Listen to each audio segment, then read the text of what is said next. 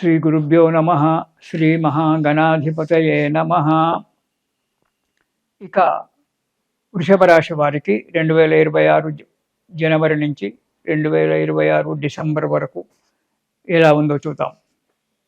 ఈ రాశి వారికి మార్చి అంటే 2026 మార్చి 18 వరకు ఆదాయం 11, ఖర్చు 5 ఉంటుంది. మార్చి 19 నుంచి ఆదాయం 5, ఖర్చు 14, దాన్ని వ్యయమంటారు. ఖర్చు 14గా ఉంటుంది. ఈ సంవత్సరం ఈ రాశి వారికి గురువు 2వ స్థానంలో, 3వ స్థానంలో, కొంతకాలము 4వ స్థానంలో కూడా సంచారం చేయడం వల్ల, శని 11వ ఇంట సంచారం చేస్తూ ఉండడం వల్ల అనుకున్న పనులు నెరవేరడం జరుగుతూ ఉంటాయి. వృత్తి వ్యాపారాలలో మంచి అభివృద్ధి ఉంటుంది. బంధువుల యొక్క, స్నేహితుల యొక్క ప్రోత్సాహాలు కూడా మంచిగా లభిస్తాయి. ఇంతకుముందు ఏవైనా లావాదేవీలు కానీ, పెండింగ్ కేసులు కానీ కోర్టులో కానీ, పోలీస్ స్టేషన్లో కానీ ఉన్నట్టయితే అవి సమసిపోయి సఫలీకృతమై స్థిరాస్తులు వృద్ధి చేసుకునేటువంటి ఒక యోగం కనబడుతూ ఉంటుంది వృషభ రాశి వారికి. కానీ కొన్ని విషయాలలో కూడా మోసపోవడం జరుగుతుంటుంది. అది జాగ్రత్త. అనాలోచిత పనులు చేస్తుంటారు మీరు. ఈ అనాలోచిత పనులు చేయడం వల్ల కొంత ధన నష్టం ఆస్తి నష్టం కూడా జరగడానికి ఆస్కారం ఉంది. కాబట్టి ఏదైనా కానీ ప్రతి పని క్షుణ్ణంగా ఆలోచించి కార్యక్రమాలు చేయడం చాలా మంచిది వృషభ రాశి వారు. ఇక ఈ సంవత్సరంలో మాతృవంశం వారి నుండి అశుభ వార్తలు కొన్ని వినవలసి రావచ్చు. మనోనిబ్బరంగా ఉండవాలండి. అంతేకాకుండా వాహన ప్రమాదాలు కానీ, సర్జరీలు కానీ కావడానికి ఆస్కారం కనబడుతూ ఉంటుంది. కాబట్టి బండి నడిపించేటప్పుడు జాగ్రత్తగా ఉండండి, చేయండి. ప్రతి విషయంలో కూడా జాగ్రత్తగా ఉండండి. కొంతమంది వల్ల మోసపోవడం అనేటువంటి జరుగుతుంది. ఎదుటి వ్యక్తులను పరిచయం చేసుకునేటప్పుడు, మిత్రులను చేసుకునేటప్పుడు చాలా జాగ్రత్తగా వ్యవహరించడం మంచిది. ఎందుకంటే కొత్తగా వ్యక్తి పరిచయం అయినాడు కదా అని చెప్పి అతనితో మీరు ఎక్కువగా సన్నిహితంగా కనుక ఉన్నట్టయితే అతడు మోసం చేయడానికే పూనుకోవచ్చు. కాబట్టి ఆ సన్నిహితంగా కాకుండా కొత్త వ్యక్తులతో నమస్కారం బాణంతో, నమస్కారం అంటే నమస్కారం అనేటువంటి దాంతో ఊరుకోవడం చాలా మంచిది. ఇక అక్టోబర్ నుంచి డిసెంబర్ వరకు చాలా జాగ్రత్త అవసరం. లేనిపోని నిందలు రావడము, ఆరోగ్యం దెబ్బతినడముగా కావచ్చు. లేనిపోని నిందలు, చేయని తప్పుకు శిక్షలు అనుభవించడం అనేటువంటి జరగడానికి ఆస్కారం ఉంది వృషభ రాశి వారికి.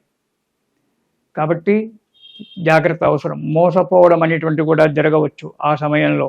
కాబట్టి ప్రతి నిమిషము జాగ్రత్తగా ఉండడం మంచిది. వ్యాపారస్తులకైతే మంచి అభివృద్ధి ఉంటుంది. అభివృద్ధి ఉండడమే కాకుండా కొత్త వ్యాపారాల గురించి ఆలోచన చేయడము, కొత్త వ్యాపారాలు పెట్టుకోవడము, ఇవన్నీ కూడా జరుగుతాయి వ్యాపారస్తులకు. కొంత ప్రకృతి వైపరీత్యం వల్ల ఈ వ్యాపారస్తులకు కావచ్చు, ఇతరుల వాళ్ళకు కావచ్చు, ప్రకృతి వైపరీత్యం వల్ల కొంత ధన నష్టము, ఆస్తి నష్టాలు కూడా కలగడానికి ఉన్నాయి. కొన్ని ఇబ్బందులు కూడా రాకుండా తప్పవు. కాబట్టి అన్నిటికీ సిద్ధంగా ఉండడానికి ప్రయత్నం చేయండి, సిద్ధంగా ఉండండి. ఇక విదేశాలకు వెళ్ళేటువంటి వారికి మంచి సమయం ఆసన్నమైంది.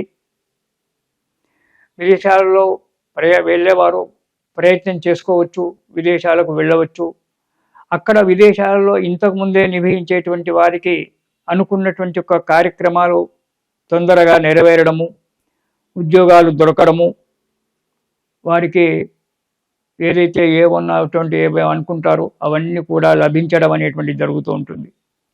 కేంద్ర ఉద్యోగులకు, రాష్ట్ర ప్రభుత్వ ఉద్యోగులకు ఆకస్మిక బదిలీలు కావడం జరుగుతుంది. అది కూడా మీరు కోరుకున్న చోటికే 99% మీరు కోరుకున్నటువంటి ఒక చోటికే బదిలీ కావచ్చు. కేంద్ర ఉద్యోగస్తులకు, రాష్ట్ర ఉద్యోగస్తులకు. ఇక పర్మనెంట్ కానటువంటి వారికి ఈ సంవత్సరంలో పర్మనెంట్ కావడానికి కూడా మంచి అవకాశం ఉంది. ఈ సంవత్సరము ఉద్యోగస్తులకు చాలా మంచి అవకాశము. కాబట్టి మీరు మంచిగా పని చేసినట్లయితే మీ పనికి సఫలీకృతమైనటువంటిది జరగడానికి ఆస్కారం ఉంది. ఇక విద్యార్థులకు శ్రమకు తగ్గిన ఫలితం ఉంటుంది.